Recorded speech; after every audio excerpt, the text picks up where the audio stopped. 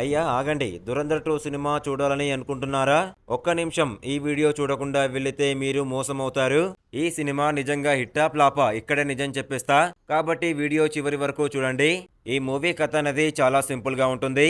హీరోకి ఒక పెద్ద సమస్య వస్తుంది. ఆ సమస్య వల్ల అతను రివెంజ్ మూడ్ లోకి వెళ్తాడు. అప్పుడు విలన్ ఎంట్రీ ఇస్తాడు.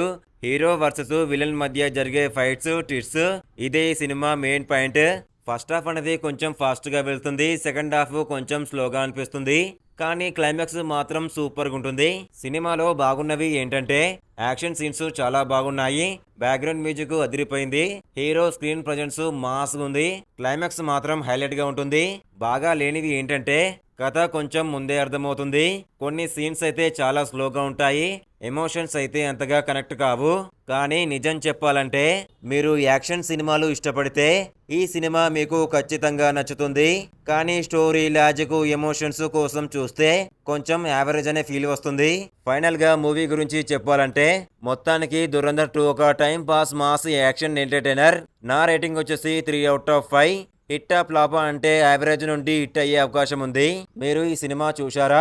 ఎలా అనిపించింది? కామెంట్ లో తప్పకుండా చెప్పండి. వీడియో నచ్చితే లైక్ చేయండి, మీ ఫ్రెండ్స్ కి షేర్ చేయండి.